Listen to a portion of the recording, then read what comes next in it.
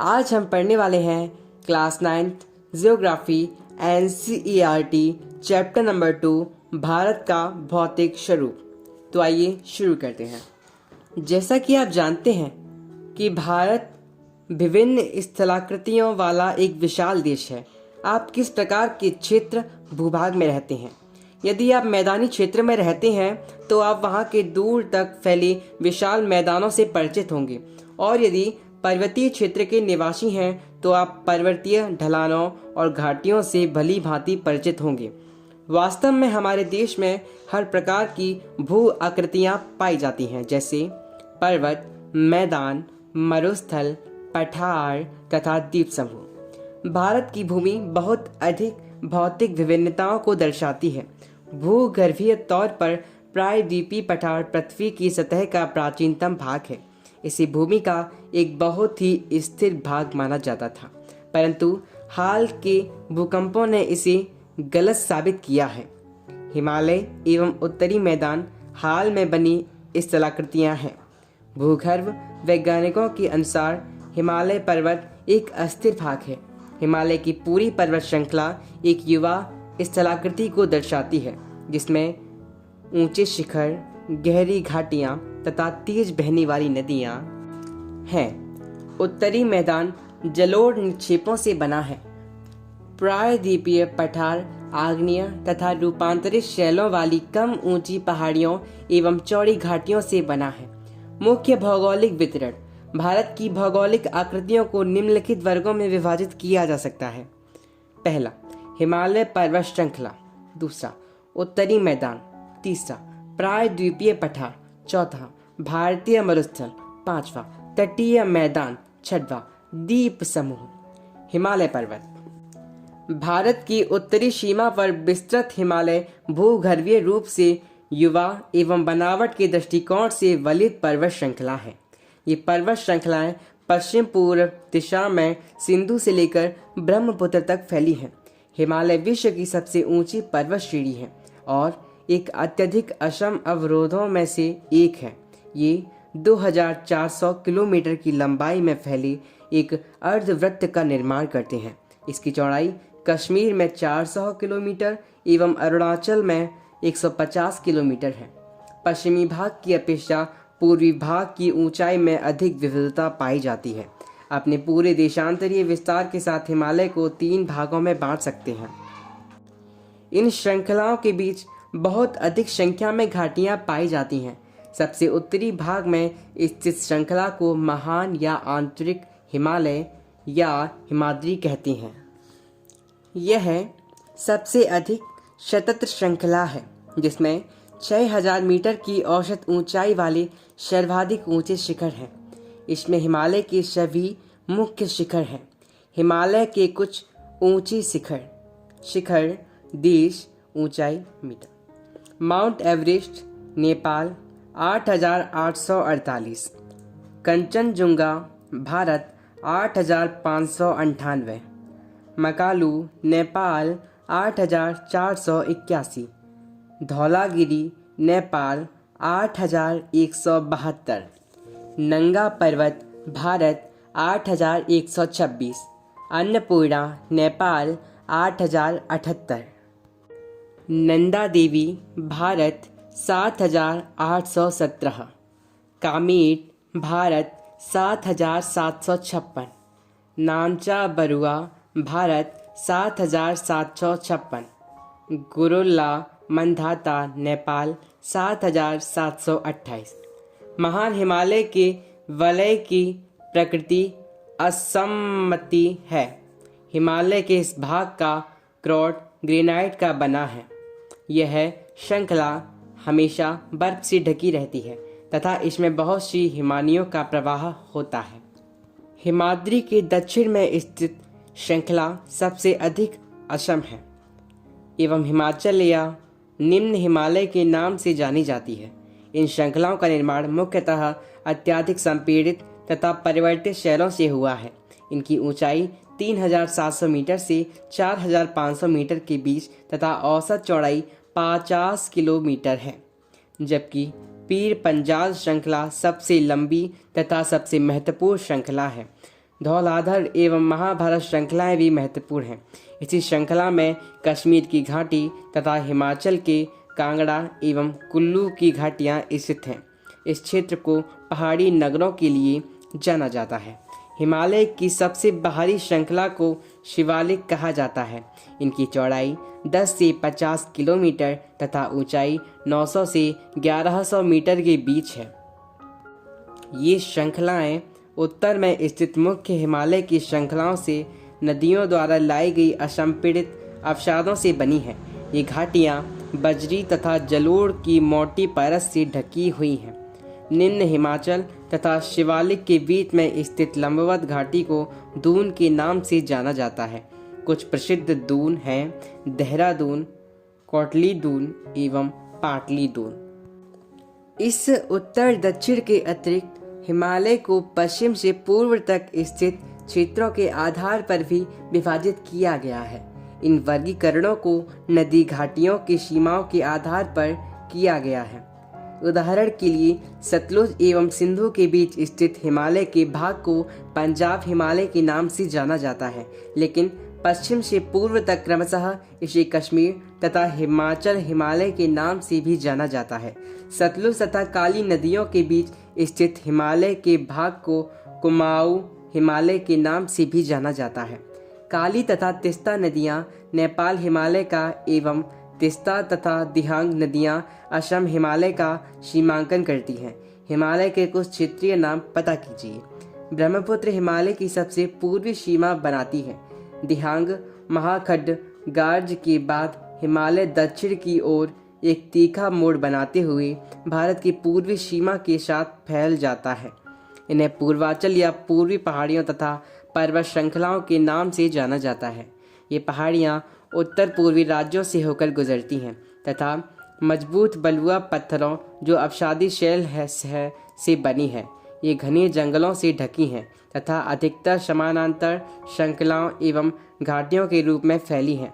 पूर्वांचल में पटकाई, नागा, मिजो तथा मणिपुर पहाड़ियाँ शामिल हैं। उत्तरी मैदान 3 प्रमुख नदी प्रणालियों सिंधु, गंगा एवं ब्रह्मपुत्र तथा इनकी सहायक नदियों से बना है। यह मैदान जलोढ़ मृदा से बना है। लाखों वर्षों में हिमालय के गिरिपाद में स्थित बहुत बड़ी बेसिन द्रोणी में जलोढ़ों का निक्षेप हुआ, जिससे इस उपजाऊ मैदान का निर्माण हुआ है। इसका विस्तार 7 लाख वर्ग किलोमीटर के क्षेत्र पर है। यह मैदान लगभग 2400 किलोमीटर लंबा एवं 240 से 320 किलोमीटर चौड़ा है। यह सघन जनसंख्या वाला भौगोलिक क्षेत्र है। समृद्ध मृदा आवरण, पर्याप्त पानी की उपलब्धता एवं अनुकूल जलवायु के कारण कृषि की दृष्टि से यह भारत की अत्यधिक उत्पादक क्षेत्र है। उत्तरी पर्वतों से आने वाली नदियां निक्षेपण कार्य में लगी हैं। नदी के निचले भागों में ढाल कम होने के कारण नदी की गति कम हो जाती है, जिसके परिणाम स्वरूप नदी द्वीपों का निर्माण होता है। ये नदियाँ अपने निचले भाग में गाद एकत्र हो जाने के कारण बहुत सी धाराओं में बढ़ जाती हैं। इन धाराओं को वितरिकाएं कहा जाता है। उत्तरी मैदान को मोटे तौर पर 3 उपवर्गों में विभाजित किया गया है। उत्तरी मैदान के पश्चिमी भाग को पंजाब का मैदान कहा जाता है।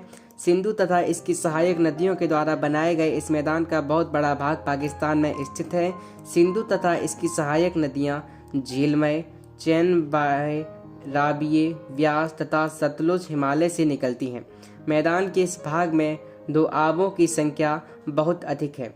गंगा के मैदान का विस्तार घग्गर तथा तिस्ता नदियों के बीच है। यह उत्तरी भारत के राज्यों हरियाणा, दिल्ली, उत्तर प्रदेश, बिहार, झारखंड के कुछ भाग तथा पश्चिम बंगाल में फैला है। ब्रह्मपुत्र का मैदान इसके पश्चिम विशेषकर असम में स्थित है। उत्तरी मैदान की व्याख्या सामान्यतः इसके उच्चावचों में बिना किसी विविधता वाले समतल स्थल के रूप में की जाती है। यह सही नहीं है। इन विस्तृत मैदानों की भौगोलिक आकृतियों में भी विविधता है। आकृति भिन्नता के आधार पर उत्तरी मैदानों को 4 भागों में विभाजित किया जा सकता है। नदियाँ पर्वतों से नीचे उतरते समय शिवालिक की ढाल पर 8 से 16 किलोमीटर के चौड़ी पट्टी में गुटिका का निक्षेपण करती हैं। इसे भावर के नाम से जाना जाता है। सभी सरिताएं इस भावर पट्टी में विलुप्त हो जाती हैं। इस पट्टी के दक्षिण में ये सरिताएं एवं नदियां पुनः निकल आती हैं एवं नम तथा दलदली क्षेत्र का निर्माण करती हैं, जिसे तराई कहा जाता है। यह वन्य प्राणियों से भरा घने जंगलों का क्षेत्र था। बंटवारे के बाद पाकिस्तान से आए शरणार्थियों को कृषि योग्य भूमि उपलब्ध कराने के लिए इस जंगल को काटा जा चुका है।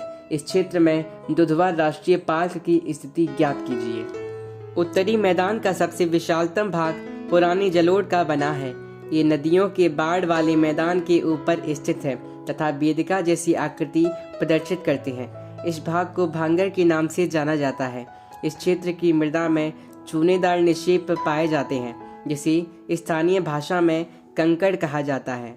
बाढ़ वाले मैदानों के नए तथा युवा निक्षेपों को खादर कहा जाता है। इनका लगभग प्रत्येक वर्ष पुनर्निर्माण होता है, इसलिए ये उपजाऊ होते हैं तथा गहन खेती के लिए आदर्श होते हैं। प्रायद्वीपीय पठार। प्रायद्वीपीय पठार एक मेज की आकृति वाला स्थित है, जो पुरानी क्रिस्टलीय आग्नेय तथा रूपांतरित शैलों से बना है। यह गोंडवाना भूमि के टूटने एवं अपवाह के कारण बना था तथा यही कारण है कि यह प्राचीनतम भूभाग का एक हिस्सा है। इस पठारी भाग में चौड़ी तथा चिचली घाटियां एवं गोलाकार पहाड़ियां हैं। इस पठार के दो मुख्य भाग हैं, मध्य उच्च भूमि तथा दक्कन का पठार। नर्मदा नदी के उत्तर में प्रायद्वीपीय पठार का वह भाग जो कि मालवा के पठार के अधिकतर भागों पर फैला है, उसे मध्य उच्च भूमि के नाम से जाना जाता है। विंध्य श्रृंखला दक्षिण में सतपुड़ा श्रृंखला तथा उत्तर पश्चिम में अरावली से घिरी है। पश्चिम में यह धीरे धीरे राजस्थान में बलुई तथा पथरीले मरुस्थल से मिल जाता है। इस क्षेत्र में बहने वाली नदियां चंबल, सिंध, बेतवा तथा कैन दक्षिण पश्चिम से उत्तर पूर्व की तरफ बहती हैं। इस प्रकार वे इस क्षेत्र के ढाल को दर्शाती हैं। मध्य उच्च भूमि पश्चिम में चौड़ी लेकिन पूर्व में संकीर्ण है। इस पठार के पूर्वी विस्तार को स्थानीय रूप से बुंदेलखंड तथा बघेलखंड के नाम से जाना जाता है। इसके और पूर्व के विस्तार को दामोदर नदी द्वारा अपवाहित छोटा नागपुर पठार दर्शाता है। दक्षिण का पठार एक त्रिभुजाकार भूभाग है जो नर्मदा नदी के दक्षिण में स्थित है। उत्तर में इसके चौड़े आधार पर सतपुड़ा की श्रृंखला है, जबकि महादेव, कैमूर की पहाड़ी तथा मैकाल श्रृंखला इसके पूर्वी विस्तार है। भारत के भौतिक मानचित्र पर इन पहाड़ियों एवं श्रृंखलाओं की स्थिति को ज्ञात करें। दक्षिण का पठार पश्चिम में ऊंचा एवं पूर्व की ओर कम ढाल वाला है। इस पठार का एक भाग उत्तर पूर्व में भी देखा जाता है, जिसे स्थानीय रूप से मेघालय कार्बी एंगलोंग पठार तथा उत्तर कचार पहाड़ी के नाम से जाना जाता है। यह एक भ्रंश के द्वारा छोटा नागपुर पठार से अलग हो गया है। पश्चिम से पूर्व की ओर तीन महत्वपूर्ण श्रृंखलाएं गारो, खासी तथा जयंतियां हैं। दक्षिण के पठार के पूर्वी एवं पश्चिमी सिरे पर क्रमशः पूर्वी तथा पश्चिमी घाट स्थित हैं। पश्चिमी घाट पश्चिमी तट के समानांतर स्थित है। वे सतत हैं तथा उन्हें केवल दर्रों के द्वारा ही पार किया जा सकता है। भारत के भौतिक मानचित्र में थाल घाट, भोर घाट तथा पाल घाट की स्थिति पता करें। पश्चिमी घाट पूर्वी घाट की अपेक्षा ऊंचे हैं। पूर्वी घाट की 600 मीटर की औसत ऊंचाई की तुलना में पश्चिमी घाट की ऊंचाई 900 से 1600 मीटर है। पूर्वी घाट का विस्तार महानदी घाटी से दक्षिण में नीलगिरी तक है। पूर्वी घाट का विस्तार सतत नहीं है, ये अनियमित है एवं बंगाल की खाड़ी में गिरने वाली नदियों ने इनको काट दिया है। पश्चिमी घाट में पर्वतीय वर्षा होती है। यह वर्षा घाट की पश्चिमी ढाल पर आर्द्र हवा से टकराकर ऊपर उठने के कारण होती है। पश्चिमी घाट को विभिन्न स्थानीय नामों से जाना जाता है। पश्चिमी घाट की ऊंचाई उत्तर से दक्षिण की ओर बढ़ती जाती है। इस भाग के शिखर ऊंचे हैं, जैसे अनाईमुड़ी 2695 मीटर तथा डोडाबेटा 2633 मीटर। पूर्वी घाट का सबसे ऊंचा शिखर महेंद्रगिरी 1500 मीटर है। पूर्वी घाट के दक्षिण पश्चिम में शेवराय तथा जावेरी की पहाड़ियां स्थित हैं। उड्डगम मंडलम, जिसे ऊटी के नाम से जाना जाता है, तथा कोड़ई कनाल जैसे प्रसिद्ध पहाड़ी नगरों की स्थिति मानचित्र में ज्ञात कीजिए। प्रायद्वीपीय पठार की एक विशेषता यहाँ पाई जाने वाली काली मृदा है, जिसे दक्कन ट्रैप के नाम से भी जाना जाता है। इसकी उत्पत्ति ज्वालामुखी से हुई है, इसलिए इसकी शैल आग्नेय है। वास्तव में इन शैलों का समय के साथ अपरदन हुआ है, जिनसे काली मृदा का निर्माण हुआ है। अरावली की पहाड़ियाँ प्रायद्वीपीय पठार के पश्चिमी एवं उत्तर पश्चिमी किनारे पर स्थित हैं। ये बहुत अधिक अपरदित एवं खंडित पहाड़ियाँ हैं। ये गुजरात से लेकर दिल्ली तक दक्षिण पश्चिम एवं उत्तर पूर्व दिशा में फैली हैं। भारतीय मरुस्थल।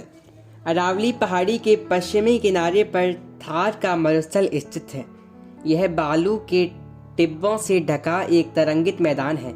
इस क्षेत्र के प्रति वर्ष 150 मिलीमीटर से भी कम वर्षा होती है। इस शुष्क जलवायु वाले क्षेत्र में वनस्पति बहुत कम है। वर्षा ऋतु में ही कुछ शरतियाँ दिखती हैं और उसके बाद वे बालू में ही विलीन हो जाती हैं। पर्याप्त जल नहीं मिलने से वे समुद्र तक नहीं पहुंच पाती हैं। केवल लूनी ही इस क्षेत्र की सबसे बड़ी नदी है। बरकान अर्धचंद्राकार बालू का टीला का विस्तार बहुत अधिक क्षेत्र पर होता है, लेकिन लंबवतः टीले भारत पाकिस्तान सीमा के समीप प्रमुखता से पाए जाते हैं। यदि आप जैसलमेर जाएं तो बरकान के समूह देख सकते हैं। तटीय मैदान। प्रायद्वीपीय पठार के किनारों संकीर्ण तटीय पट्टियों का विस्तार है। यह पश्चिम में अरब सागर से लेकर पूर्व में बंगाल की खाड़ी तक विस्तृत है। पश्चिमी तट, पश्चिमी घाट तथा अरब सागर के बीच स्थित एक संकीर्ण मैदान है। इस मैदान के 3 भाग हैं। तट के उत्तरी भाग को कोंकण, मुंबई तथा गोवा, मध्य भाग को कन्नड़ मैदान एवं दक्षिणी भाग को मालाबार तट कहा जाता है। बंगाल की खाड़ी के साथ विस्तृत मैदान चौड़ा एवं समतल है। उत्तरी भाग में इसे उत्तरी सरकार कहा जाता है, जबकि दक्षिणी भाग कोरोमंडल तट के नाम से जाना जाता है। बड़ी नदियां जैसे महानदी, गोदावरी, कृष्णा तथा कावेरी इस तट पर विशाल डेल्टा का निर्माण करती हैं। चिल्का झील पूर्वी तट पर स्थित एक महत्वपूर्ण भूलक्षण है। द्वीप समूह। आप पहले ही देख चुके हैं कि भारत का मुख्य स्थल भाग अत्यधिक विशाल है। इसके अतिरिक्त भारत में 2 द्वीपों का समूह भी स्थित है। क्या आप इन द्वीप समूहों को पहचान सकते हैं? केरल के मालाबार तट के पास स्थित लक्षद्वीप की स्थिति को ज्ञात कीजिए। द्वीपों का यह समूह छोटे प्रवाल द्वीपों से बना है। पहले इनको लकाद्वीप, मिनिकॉय तथा एमीन द्वीप के नाम से जाना जाता था। सन 1973 में इनका नाम लक्षद्वीप रखा गया। यह 32 वर्ग किलोमीटर के छोटे से क्षेत्र में फैला है। कावारत्ती द्वीप लक्षद्वीप का प्रशासनिक मुख्यालय है। इस द्वीप का समूह पर पादप तथा जंतु के बहुत से प्रकार पाए जाते हैं। पिटली द्वीप, जहां मनुष्य का निवास नहीं है, वहां एक पक्षी अभयारण्य है। अब बंगाल की खाड़ी में उत्तर से दक्षिण की तरफ फैले द्वीप समूहों की श्रृंखला की ओर ध्यान दीजिए। ये अंडमान एवं निकोबार द्वीप समूह है।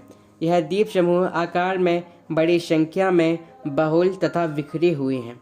यह द्वीप समूह मुख्यतः 2 भागों में बांटा गया है, उत्तर में अंडमान तथा दक्षिण में निकोबार। यह माना जाता है कि यह द्वीप समूह निमज्जित पर्वत श्रेणियों के शिखर है। यह द्वीप समूह देश की सुरक्षा के लिए बहुत महत्वपूर्ण है। इन द्वीप समूहों में पाए जाने वाले पादप एवं जंतुओं में बहुत अधिक विविधता है। ये द्वीप विषुववृत्त के समीप स्थित हैं एवं यहाँ की जलवायु विषुवतीय है तथा यह घने जंगलों से आच्छादित है। विभिन्न भू आकृतियों विभागों का विस्तृत विवरण प्रत्येक विभाग की विशेषताएं स्पष्ट करता है, परंतु यह स्पष्ट है कि ये विभाग एक दूसरे के पूरक हैं और वे देश को प्राकृतिक संसाधनों में समृद्ध बनाते हैं। उत्तरी पर्वत जल एवं वनों के प्रमुख स्रोत हैं। उत्तरी मैदान देश के अन्य भंडार हैं। इनसे प्राचीन सभ्यताओं के विकास को आधार मिला। पठारी भाग खनिजों के भंडार हैं, जिसने देश के औद्योगिकरण में विशेष भूमिका निभाई है। तटीय क्षेत्र मत्स्यन और पोष संबंधी क्रियाकलापों के लिए उपयुक्त स्थान है। इस प्रकार देश की विविध भौतिक आकृतियां भविष्य में विकास की अनेक संभावनाएं प्रदान करती हैं। क्या आप जानते हैं कि ब्रह्मपुत्र नदी में स्थित माजुली विश्व का सबसे बड़ा नदीय द्वीप है, जहां लोगों का निवास है। दोआब का अर्थ है दो नदियों के बीच का भाग। दोआब दो शब्दों से मिलकर बना है, दो तथा आब अर्थात पानी। इसी प्रकार पंजाब भी दो शब्दों से मिलकर बना है। पंच का अर्थ है पांच तथा आब का अर्थ है पानी। चिल्का झील भारत में खारे पानी की सबसे बड़ी झील है। यह ओडिशा में महानदी डेल्टा के दक्षिण में स्थित है। भारत का एकमात्र सक्रिय ज्वालामुखी अंडमान तथा निकोबार द्वीप समूह के वेरेन द्वीप पर स्थित है।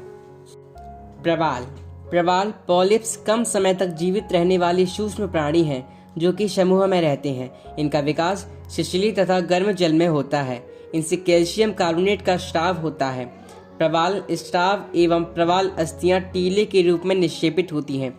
ये मुख्यतः 3 प्रकार के होते हैं: प्रवाल रोधिका, तटीय प्रवाल भित्ति तथा प्रवाल वलय द्वीप। ऑस्ट्रेलिया का ग्रेट बैरियर रीफ प्रवाल रोधिका का अच्छा उदाहरण है। प्रवाल वलय द्वीप गोलाकार या हार्स शू आकार वाले रोधिका होते हैं। तो इस प्रकार हमारा class 9th geography NCERT chapter number 2 समाप्त होता है। यदि आपको हमारी ऑडियो बुक सुनने में अच्छी लगी हो तो हमारी वीडियो को लाइक करें, हमारे चैनल को सब्सक्राइब करें तथा हमारे वीडियो को अपने दोस्तों के साथ शेयर करना बिल्कुल ना भूलें। धन्यवाद।